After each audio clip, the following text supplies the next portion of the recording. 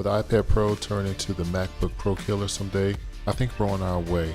I think the issue Apple needs to figure out is how do we make the transition a seamless process. And when I say seamless, you really got to look at the peripherals and applications that we use in our MacBook Pros today and give us those application and peripherals in the same manner will give us a better substitution. I think it also boils down to workflow from a personal or professional standpoint, and I feel that the payoff for portability does not outweigh the limitations.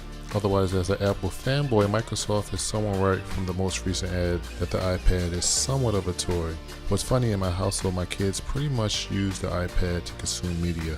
It's somewhat of a shame that the A-series Apple processors are so powerful but underworked in the new iPad Pros. The good news is it will change over time. Otherwise, what do you guys think of how many years it will take for the iPad Pro to kill off the MacBook Pro? Leave the comments below and I will talk to you guys in the next one.